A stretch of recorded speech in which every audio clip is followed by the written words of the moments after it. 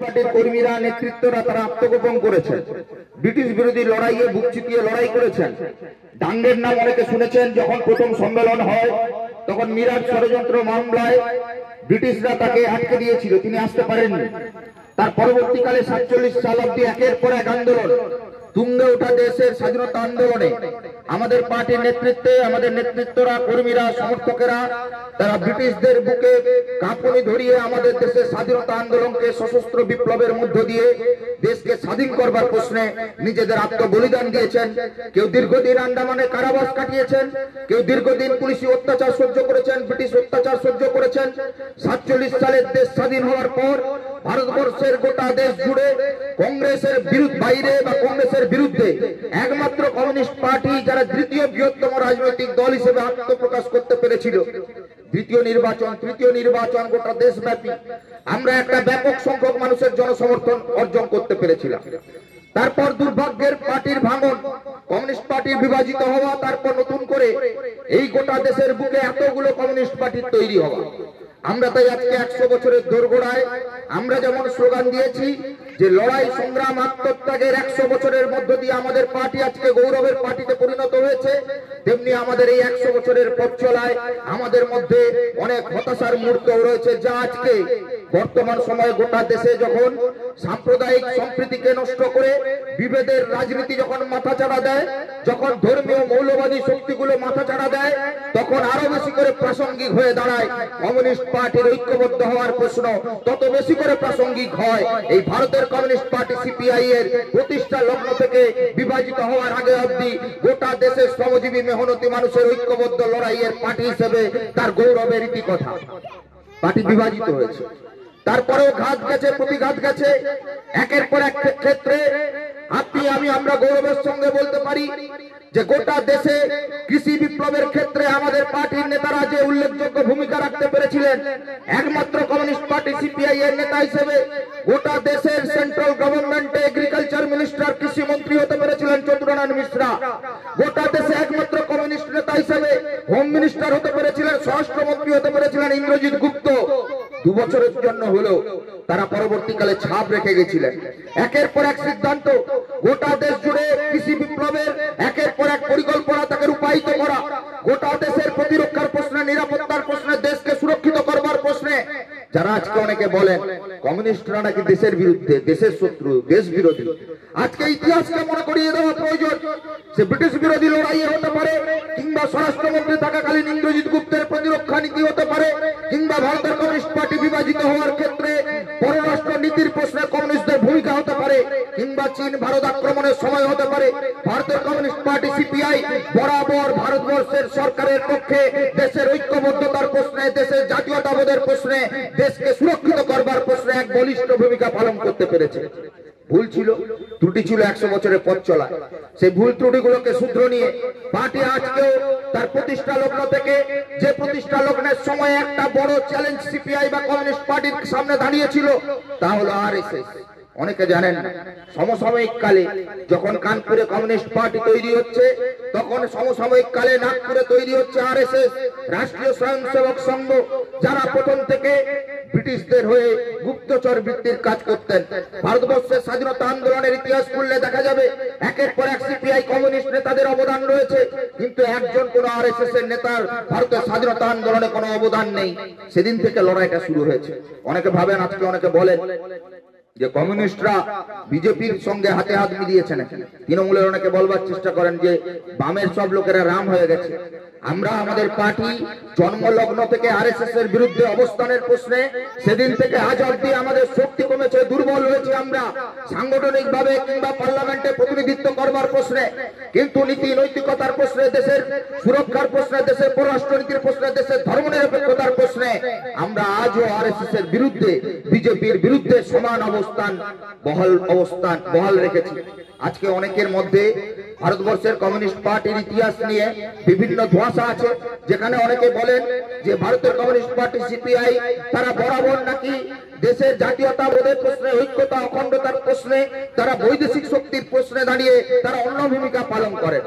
আমরা আমাদের পার্টি ভারতের কমিউনিস্ট পার্টি, তার যে ছাত্র সংগঠন নিখিল ভারত ছাত্র ফেডারেশন, তার যে যুব সংগঠন নিখিল ভারত যুব ফেডারেশন, তার যে trade union all India trade union Congress AITUC, আমরা জন্মলগ্ন থেকে আজ অব্দি বারে বারে ব্রিটিশ বিরোধী লড়াই হোক, চীন ভারত আক্রমণের সময় হোক, রক্তদান শিবিরের ডাক দেওয়া হোক, কেরোসিনের দাম বাড়ার প্রতিবাদ হোক, স্কুলে ভর্তির ফিস বাড়ার প্রতিবাদ হোক, কিংবা একের পর এক জায়গায় মানুষের নিত্য নৈমিত্তিক সমস্যার ইস্যু হোক, সেই প্রশ্নে দাঁড়িয়ে একমাত্র এই তিনটে শাখা সংগঠন, গণসংগঠন, যারা ছাত্র যুব ট্রেড ইউনিয়ন ফ্রন্টে সবাইকে নিয়ে একসঙ্গে কাজ করতে পেরেছে।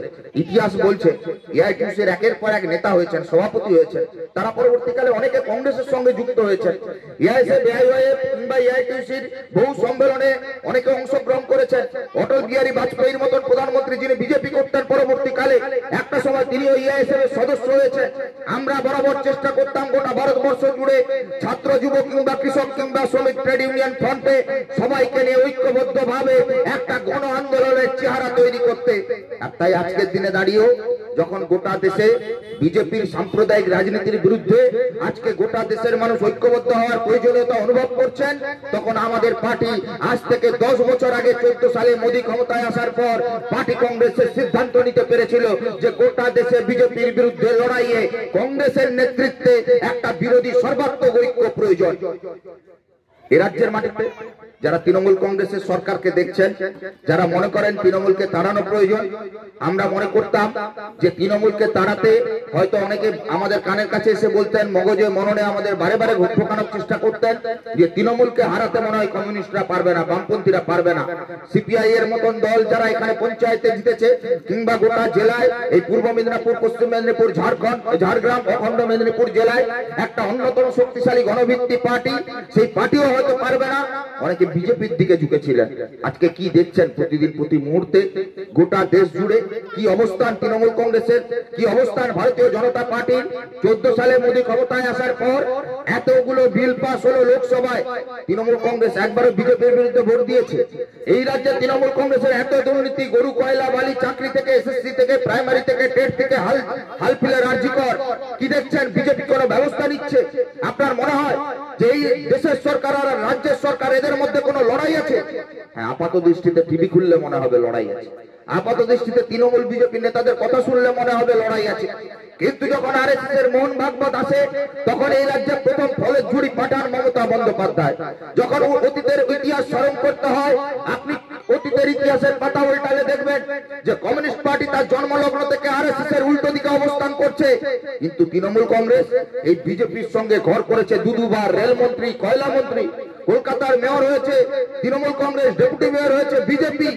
তারপরেও মনে হয় এই রাজ্যে 14 সালের পর মমতা বন্দ্যোপাধ্যায়ের বক্তব্য আর নরেন্দ্র মোদীর বক্তব্য ভুলে গিয়েছেন আপনারা। 14 সালের লোকসভার পরে মোদী এসে বলেননি এই বাংলার মাটিতে যে আপনারা লোকসভায় আমাকে ভোট দিন, দুটো হাতে দুটো লাড্ডু থাকবে, এক হাতে দিল্লির লাড্ডু আর এক হাতে দিদির লাড্ডু, কলকাতার তৃণমূলের লাড্ডু। গোটা রাজ্য জুড়ে মানুষ অনুভব করছেন না, আপনারা এখানে অনুভব করছেন না। এলাকার পর এলাকায় অনেকে আছেন যারা আমাদেরকে পছন্দ করছেন না, সমর্থন করছেন না। কেউ হয়তো বিজেপিকে করছেন, কেউ হয়তো তৃণমূলকে করছেন। আমরাও তৃণমূলকে তাড়ানোর প্রশ্নে সৎভাবে নীতির প্রশ্নে লড়াই করছি। আমরা মনে করি এই রাজ্যে তৃণমূলকে যদি হারাতে পারে একমাত্র কমিউনিস্টরা পারবে। আর সেই ক্ষেত্রে ভারতের কমিউনিস্ট পার্টি সিপিআই মনে করে যে সমস্ত কমিউনিস্ট শক্তিকে এক জায়গায় আনতে হবে। তাই বিগত নির্বাচনে সিপিআই এবং লিবারেশনের মতো নকশালদের ঐক্যবদ্ধ করবার ক্ষেত্রে বামফ্রন্টের মধ্যে বলিষ্ঠ ভূমিকা গ্রহণ করা, কিংবা গোটা রাজ্য জুড়ে আমাদের শক্তি কমলেও ঐক্যের স্বার্থে লোকসভা বিধানসভায় আসনকে রফা করবার ক্ষেত্রে নিজেদের স্যাক্রিফাইস আত্মত্যাগের মধ্য দিয়ে আমরা মনে করেছি যে না, বিজেপির বিরুদ্ধে লড়াইয়ে এখানে যেমন তৃণমূল আমাদের বন্ধু হতে পারে না, তেমনি তৃণমূলের বিরুদ্ধে লড়াইয়ে বিজেপি আমাদের বন্ধু হতে পারে না। নীতির প্রশ্নে, নৈতিকতার প্রশ্নে, দুর্নীতির প্রশ্নে, সাম্প্রদায়িক রাজনীতির প্রশ্নে আপনাদের অভিজ্ঞতা কি বলছে? চাল ডাল আলু পেঁয়াজের দাম বাড়ছে, রান্নার গ্যাস পেট্রোল ডিজেলের দাম বাড়ছে, কারণ কোনো কথা নেই। গোটা দেশ জুড়ে, রাজ্য জুড়ে একটা কোনো শিল্প কলকারখানা নেই। আমরা বামপন্থীরা বারবার বলি যে এই রাজ্যের মাটিতে কলকারখানা চাই, হাসপাতাল চাই, নতুন কলেজ চাই, বিশ্ববিদ্যালয় চাই। আর এরা কি বলছে?